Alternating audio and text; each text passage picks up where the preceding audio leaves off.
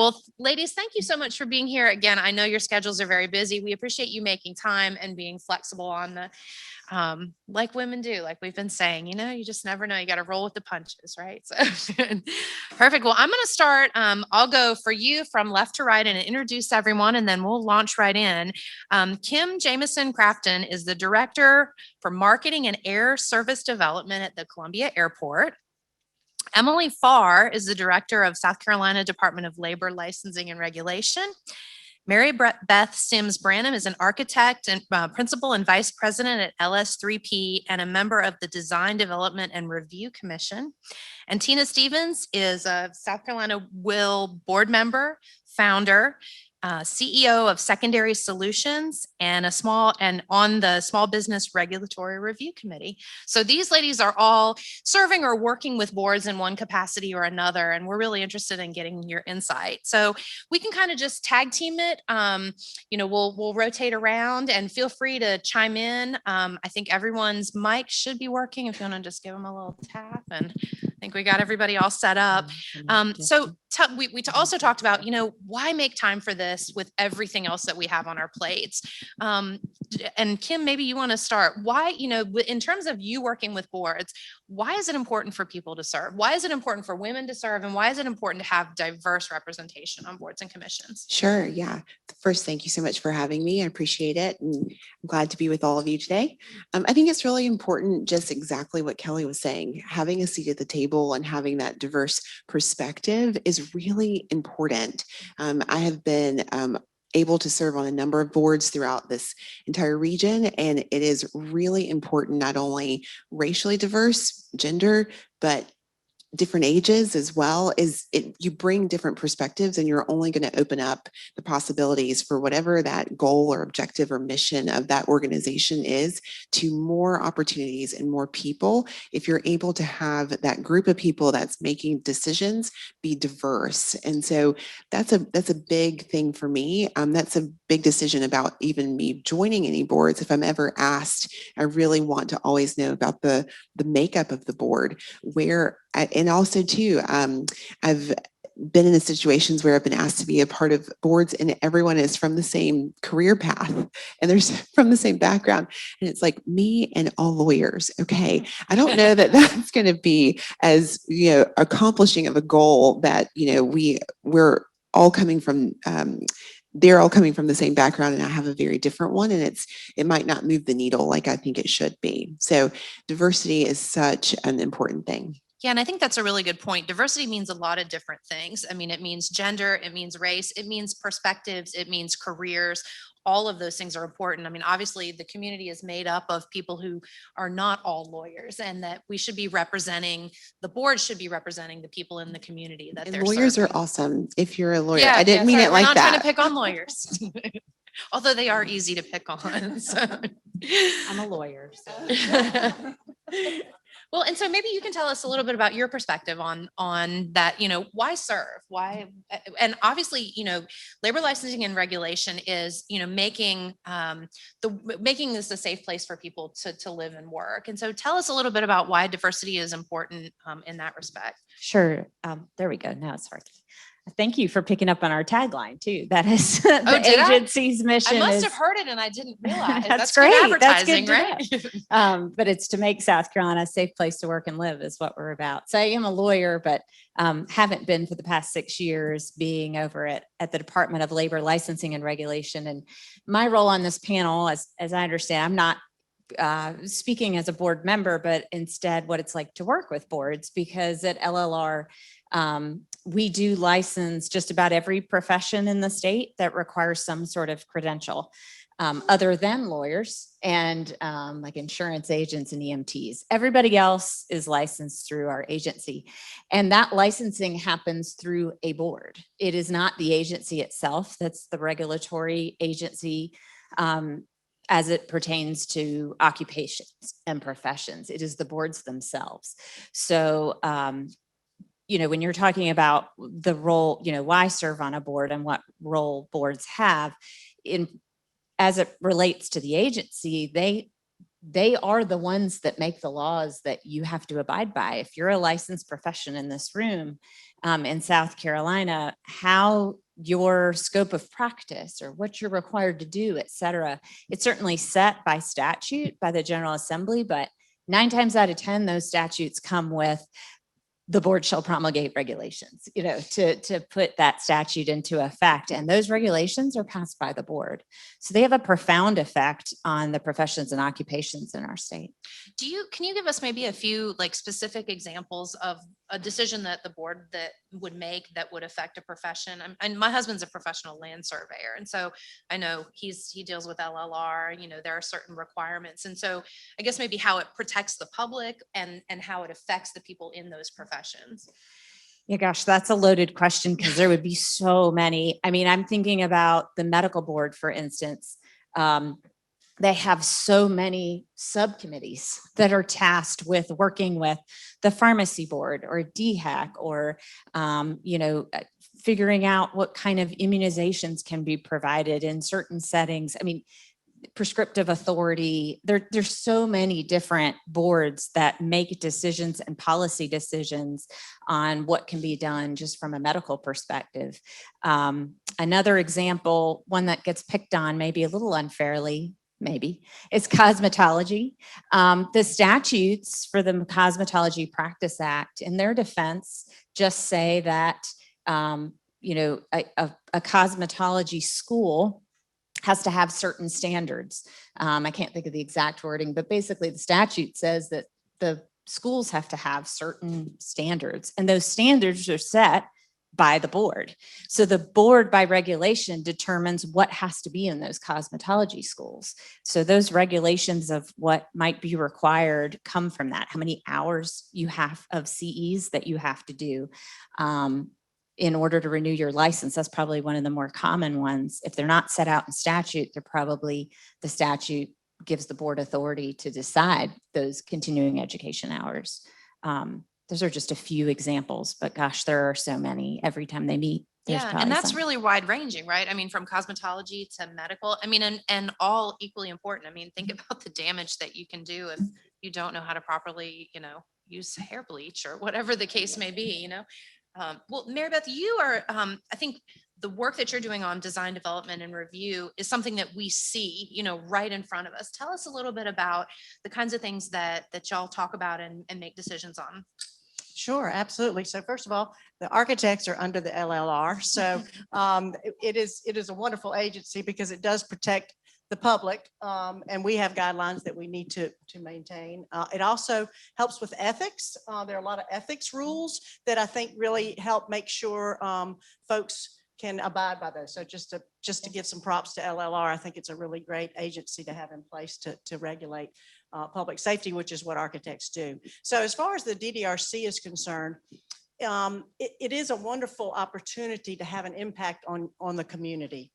I've served on many boards, including mostly nonprofit private boards for the American Institute of Architects for South Carolina. I was the president, for instance, and that's a wonderful opportunity to have an effect on our profession. But to take that to the next level and actually be able to have an effect on making sure that we have really great development in our city center urban areas. So the DDRC, just for those of you who may be new to the Midlands area, we review applications for development, for design in the urban areas, which is mostly the downtown and Vista areas. One area that we review, they have different guidelines that are set up for each of these different areas. The Inner Vista is another urban area that we review. 5 Points, North Main is a corridor as well. So it really covers most of the downtown area, but it also has about 15 historic districts that we review, and they each have their specific guidelines for each area. So our role our board luckily is consistent with, has a variety. They're specifically supposed to be representing different areas that are related to the community. So we have real estate developers, we have planners, we have architects. So it is a diverse group of perspectives coming to the table, which is great. And so what we do is review them. Luckily, we have these guidelines in place, which really allows us to know it's pretty black and white. There's a little gray area, but the idea is that you have these guidelines to protect development in Columbia, but also to spur economic development. So it's really a fine line. But when we want people to do great development in Columbia, we want it to be done well so that we're proud of it and that it helps our city even grow bigger. So that's a wonderful role to be a part of. Yeah. So you mentioned economic development. So Tina, talk to us about the Small Business Regulatory Review Committee. How does that affect economic development? How does that help? Just tell us. I don't know a lot about that particular committee. Well, first of all, thank you for having me here. It's quite a privilege to be in such great company, and everybody has such great answers. So Small Business Regulatory Review, we work so much. We've asked so many questions of LLR. I have 25 years worth of manufacturing business experience. So I thought, oh yeah, this would be a great thing for me to do. And little did I realize when I joined this, or this was an appointed one, but they really wanted to know more about the regulations that are coming through that are affecting. And it was very interesting. There was a barber one that came through, and it's like, I don't know anything about barber. So I'm running around talking to people and asking them what they think and how will this affect small business? Because the purpose of that committee is to make sure that small businesses is taken care of there, that we've looked at any obstacles. If they're proposing something, make sure that it doesn't hurt adversely small business and put a burden on them. And so it's a very interesting board to be on. I enjoy being a part of it. I like all the different aspects of meeting different people. I thought that it would be a lot easier. It needs really, because Wait, we're trying to convince people that they want to be on boards now.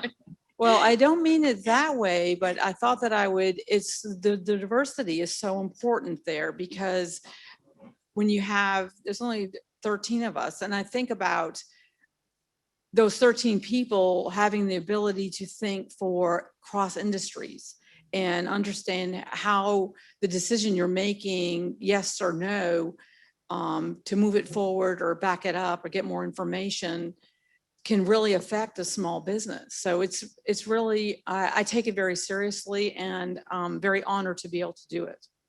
Very good. Well, and obviously you can see there are so many different opportunities.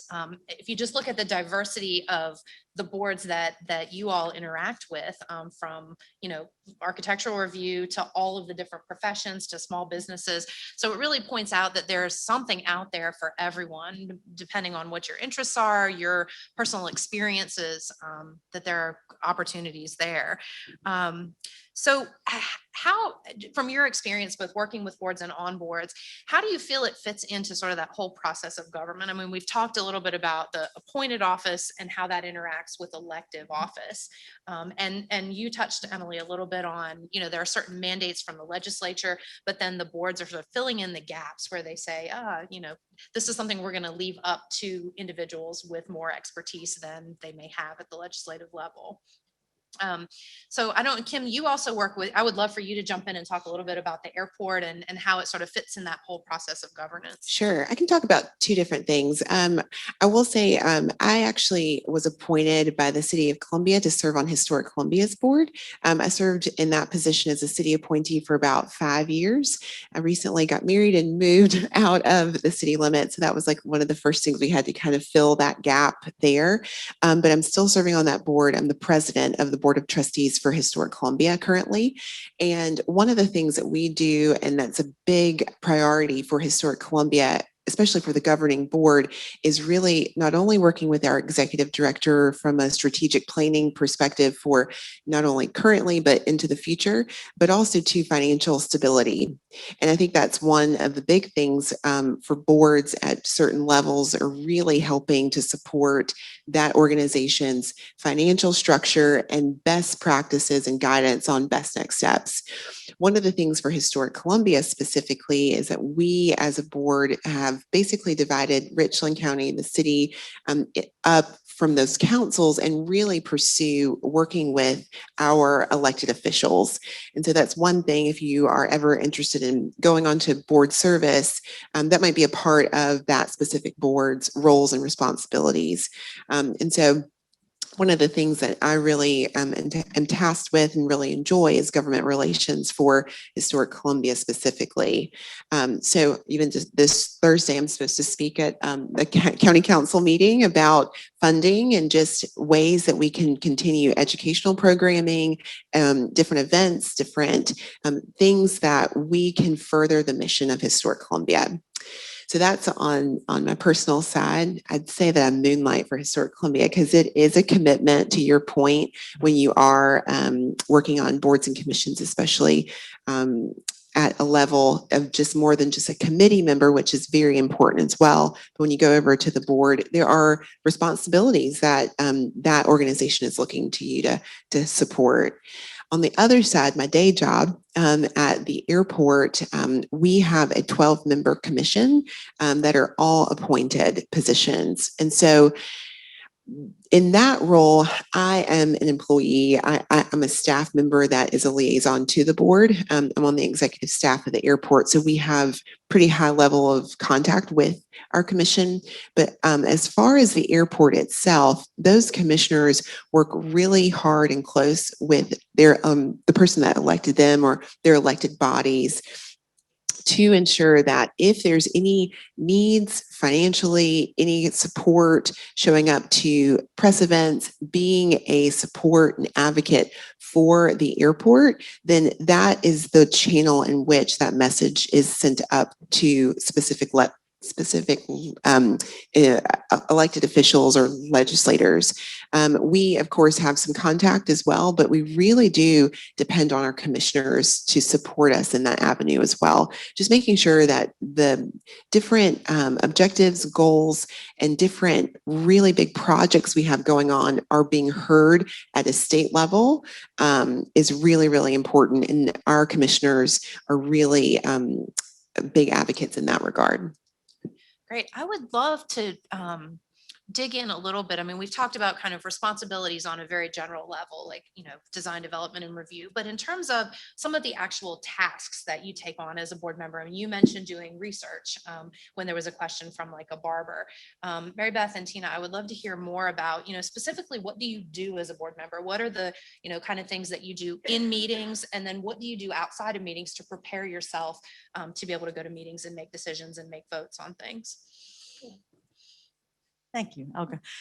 So you do have, it's a commitment and you really do need to put in your homework. I mean, it isn't something I take lightly. It's an honor to have been appointed by the City of Columbia. The City of Columbia is what appoints the DDRC board. We're kind of an extension of the Planning Commission and these different districts in terms of the guidelines they've set forth. So what we do is people have to apply monthly for the different reviews. They apply about 6 weeks ahead of when they want to be reviewed. We meet monthly and you get a packet of information and it's got a lot of information in it and you just need to take the time to review it and be knowledgeable about it. I will tell you, a lot of times I have to go beyond what they submit and actually do research on my own, which is one of the things when someone comes prepared with a lot of that, it really helps get their application through a lot quicker. So any of you who are applying for development, please put as much together as you possibly can, because it really does help make quick decisions. But there's homework and then there's the meeting time that you sometimes we do have a what's called a consent agenda now, which the staff reviews a lot of our submittals. That really helps cut the amount of time that the board has to go through. So that's helped a lot in our process in terms of development. But then the board meetings themselves are those really key projects that the staff may have recommendations, but ultimately the board needs to review. Good. So for me, when I think about boards and commissions, for me, my experience on boards is in a nonprofit arena. And when I think about the responsibilities there, you need to make sure you understand, or at least I did, make sure on what they were looking for and what my commitment was going to be from a financial standpoint, as well as a time commitment and how engaged they were expecting me to be. that's really important to ask. How engaged do they expect me to be? Because I went on to several boards thinking I was going to get to do this and that. And no, it was a very limited what they want. So there's lots of different kinds of boards. If you want to show up and make sure that everything's going right, there's one of those. And there's ones where they will need you to dig in and do fundraising and that kind of stuff. But with the commission, I only have been on this one. So my experience is here that we divvy it up. We know ahead of time what's going to be on the agenda. And we take each one of those separately and do a deep dive into it prior to the meeting.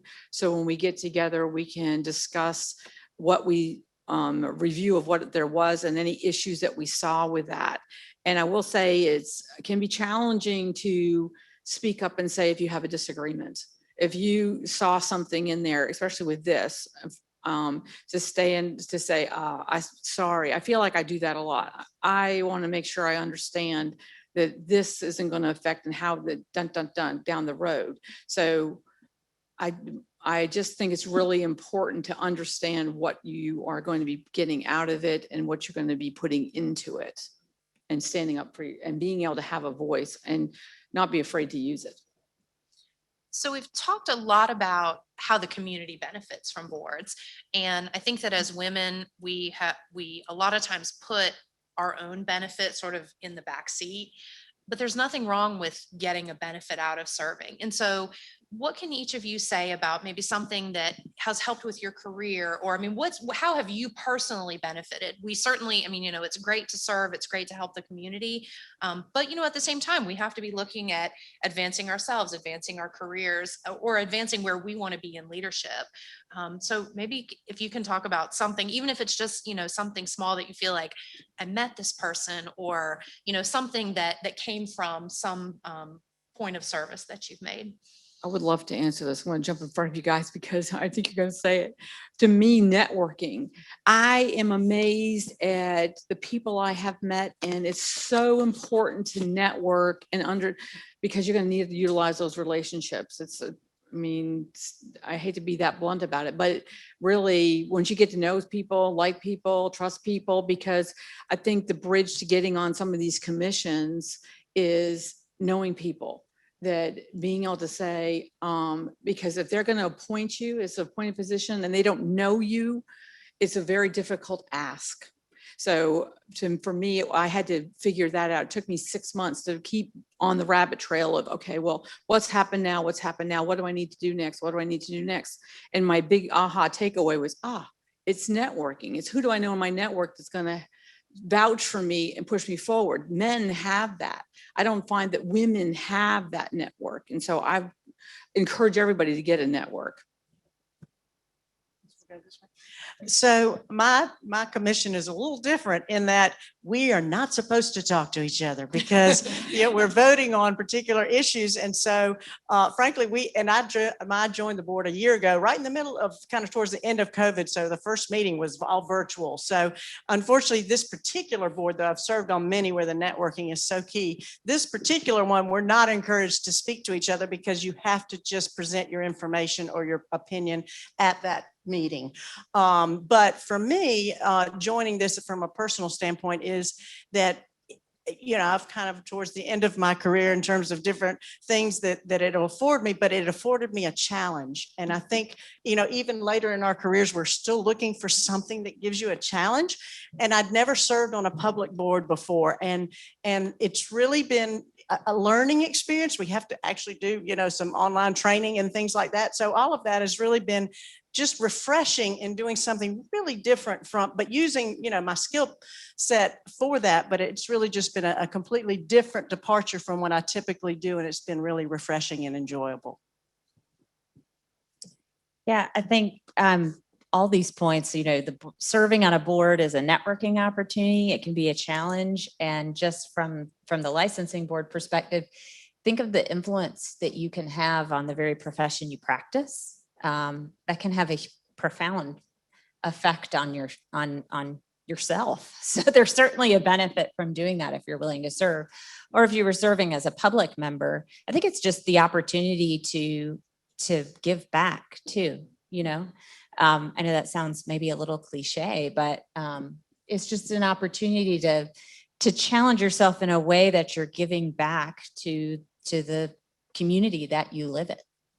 I think that there's a benefit in recognizing that you have something to give back. I mean, even just that sort of intrinsic value of like, I know my stuff. I'm a good architect. I know, and I have something to share.